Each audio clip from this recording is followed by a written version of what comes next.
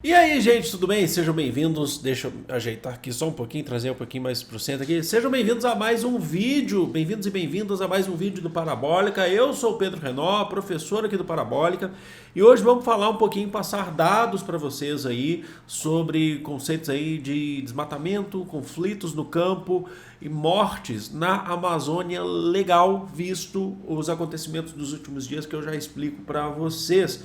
Tá bom? Isso vai ajudar você ou para fazer uma redação ou para sim interar sobre o assunto, que é muito importante. Então já se inscreve no canal se ainda não for inscrito e curte esse vídeo para ajudar o canal a crescer. Tem muito conteúdo aqui para vocês aí. A gente está fazendo aí resumos de matérias de humanas para o Enem e demais vestibulares. A gente tem uma playlists aqui gigantescas aqui, muito bacanas para vocês também. Vamos lá. No dia 5 de junho, na semana passada, da semana retrasada já, duas pessoas desapareceram ali na região do Vale do Javari, na Amazônia Legal. Já explico o conceito de Amazônia Legal para vocês. No estado do Amazonas. Era o Bruno Pereira, servidor federal, chegou a ocupar cargos de chefias dentro da FUNAI, certo? É um indigenista, né? O indigenista. E o jornalista britânico Dom Phillips, que estava fazendo um trabalho, os dois estavam fazendo um trabalho, na verdade, de investigação ali na Amazônia Legal, no Vale do Javari. Os dois já tiveram uma atuação importante naquele cenário do estado do Amazonas. Um trabalho de investigação importante sobre garimpo ilegal, madeireiras ilegais, pesca ilegal, grilagem de terras. E os dois desapareceram. Foram encontrados pertences dos dois, como computador, entre outras coisas, mas os dois ainda estão, o corpo dos dois ainda estão desaparecidos, e vamos entender por que isso é um grande problema. Isso, na verdade, isso demonstra para o Brasil e para o mundo um grande problema que já existe há muitas décadas no Brasil, que é a questão da grilagem de terra, do garimpo ilegal, da questão da pesca ilegal, da violência no campo, da violência contra as populações indígenas. Antes, vamos contextualizar aqui o que é o conceito da Amazônia Legal. A Amazônia Legal corresponde à área de atuação da SUDAM, que é a Superintendência de Desenvolvimento da Amazônia. Eu estou com a voz anasalada mesmo, porque eu saindo de um resfriado. Superintendência de Desenvolvimento da Amazônia, que foi criada lá em 66 no governo do Castelo Branco, que é uma superintendência, uma autarquia ligada ao governo federal, que tenta promover o desenvolvimento sustentável na Amazônia. Eu tenho os dados aqui para vocês, aí eu sempre coloco também aqui nas tarjas para vocês. E links também, todos onde eu tirei as referências para poder fazer isso aqui para vocês, os gráficos que eu vou utilizar, eu deixo também na descrição. Ela corresponde à região composta por 772 municípios, 772 municípios distribuídos da seguinte forma: pelos estados de Rondônia, Amazonas, Roraima, Pará, Amapá, Mato Grosso,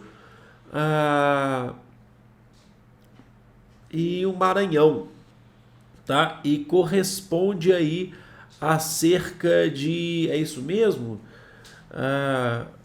Possui uma superfície aproximada de 5 milhões, quase 5 milhões de quilômetros quadrados, né? Corresponde a cerca de 58,9% do território brasileiro. Um território muito grande aí da Amazônia Legal, e é o local onde você tem muitas reservas indígenas e muita disputa por terra ali nesse contexto aí da Amazônia Legal. É importante que eu vou passar alguns dados para vocês. Isso vocês têm que contextualizar, tá bom? De acordo com o CIMI, que é o Conselho Indigenista Missionário, de 2018 a 2020 ocorreu um aumento de 9,2% do número de mortes, atenção, 9,2% do número de mortes na zona rural da Amazônia Legal, certo? De 2018 a 2020 a gente está dentro do governo do presidente Jair Bolsonaro. Aí você tem um registro, destaque-se o registro de 256 casos de invasões, por conta de invasões possessórias, exploração ilegal de recursos e danos ao patrimônio, em pelo menos 151 terras indígenas, de 143 povos, em 23 estados em que se constata o aumento de 134, aí já está falando mais de geral do registro de 2018. No mesmo período foram registrados 113 assassinatos e 20 homicídios culposos, que somados a outros casos de violência praticados contra a pessoa indígena totalizavam 277 casos em 2019, o dobro registrado em 2018. O que a gente precisa entender aqui? A violência no campo e a violência contra os povos indígenas não foi algo que foi inventado por esse governo. Isso existe, infelizmente, já no Brasil há muito tempo. Mas isso tem se acentuado nesse último governo, muito por conta do que a gente está acompanhando, basicamente da liberdade que a bancada ruralista, do crescimento da bancada ruralista, principalmente no poder legislativo brasileiro, com o aumento do número de deputados ligados a essa bancada ruralista no poder legislativo brasileiro. Agora, outros dados que são importantes, e eu quero passar para vocês, é que segundo a CPT, a Comissão Pastoral da Terra, tá? O governo do Jair Bolsonaro ele registrou o maior número de conflitos na história do Brasil no campo, na história da República do Brasil, o maior número de conflitos no campo, com cerca de 4.078 de 2019 a 2021, que são os dados que a gente tem, que é o dado do governo dele, mas que já se estima que isso pode bater recorde em 2021. Isso superou a gestão, coloca aí Dilma/Temer, do governo de 2015 a 2018, que foi de 3.973 casos de conflitos na terra. Grande parte desses conflitos se encontram nesse contexto que a gente está falando de Amazônia Legal. Então, quando a gente fala em conflitos na terra, são principalmente que diz respeito à posse da terra, principalmente para o desmatamento. Então, você tem poceiros, madeireiras ilegais, isso que a gente está falando, certo? E aí, outro dado importante também, aí é um dado sobre o desmatamento. Segundo o PRODES, que é o Projeto de Monitoramento do Desmatamento na Amazônia Legal, por satélite, tá? A gente pega muitos dados, inclusive no INPE. Ele alerta que nos últimos 10 anos, aí que é importante destacar, o ano de 2021 bateu o recorde de desmatamento na Amazônia Legal com 13.235 quilômetros quadrados, tá, de desmatamento na Amazônia Legal. Vamos fazer o seguinte, primeira coisa que eu vou passar para vocês aqui, o primeiro gráfico que eu passo para vocês, que na verdade é um mapa do desmatamento. A região mais afetada pelo desmatamento é o estado do Pará, tá? Seguido depois aí, vocês podem perceber, estado de Rondônia, estado do Acre, o mapa aí do desmatamento de 2021. Essa área verde que vocês estão vendo, tá? Essa área verde delimitada aí, o limite verde, é o limite aí que a gente conhece então como Amazônia Legal, tá bem? E aí a parte vermelha é a parte do desmatamento. Agora, um outro gráfico que eu acho muito interessante, que foi que eu retirei do site do INPE, tá? Para vocês, é a taxa de desmatamento aí do programa do PRODES, que eu passei para vocês em quilômetros quadrados. O que vocês vão reparar? Vocês vão reparar que isso faz um cálculo desde 1988, desde o governo Sarney até 2021, que é o governo de Bolsonaro. Vocês vão reparar que o desmatamento, ele diminuiu até drasticamente a partir dali, quando a gente começa a falar em 2009, vocês reparem que esse dado já vem diminuindo, só que aí ele diminuiu, só que agora ele está em novo crescimento.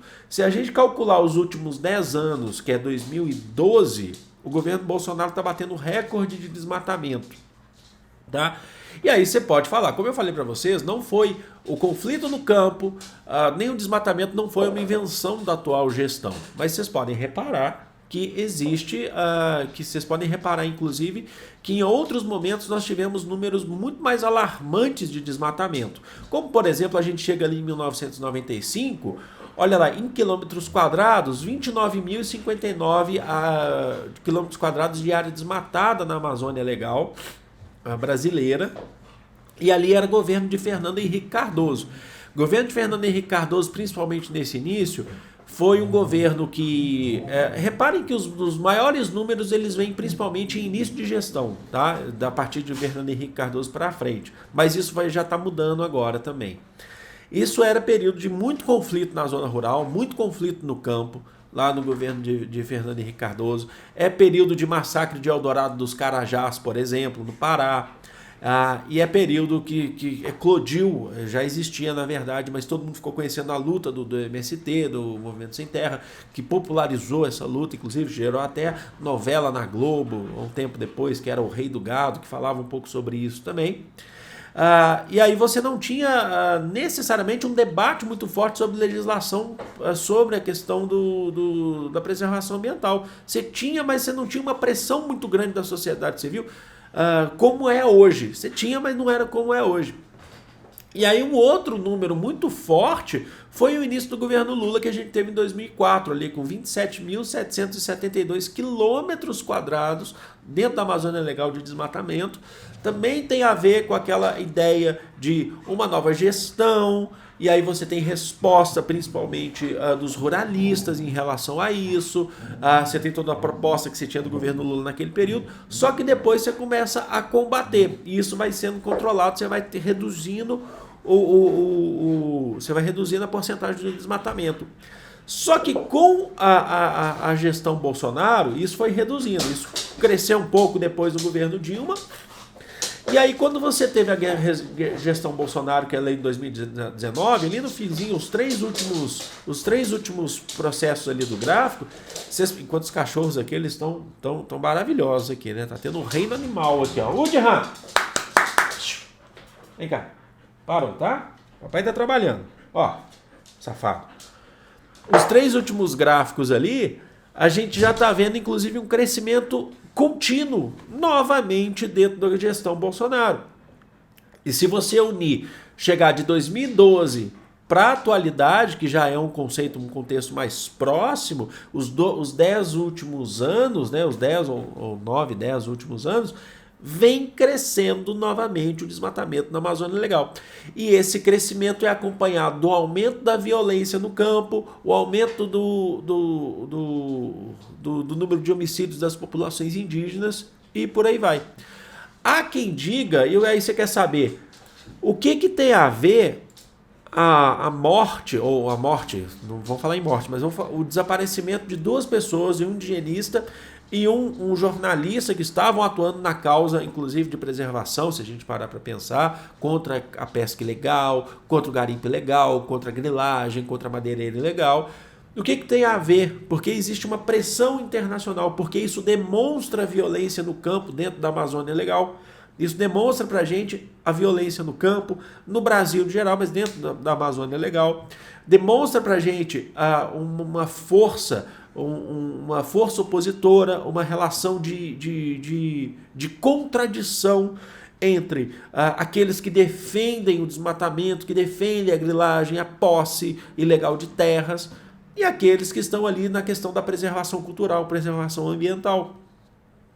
Certo? E aí isso tem a ver, e aí se tem pressão internacional, como por exemplo Boris Johnson já se pronunciou, o Greenpeace se pronunciou, né, organizações não governamentais e internacionais se pronunciaram, ao ponto de que também agora dizem que o presidente Jair Bolsonaro só agora ele está começando a falar sobre isso, ainda de maneira debochada, né? Ele chegou a afirmar que os dois deviam ter tomado mais cuidado, mas isso foi de uma maneira muito debochada, na verdade, mas que ele está só se pronunciando porque está tendo agora uma pressão internacional.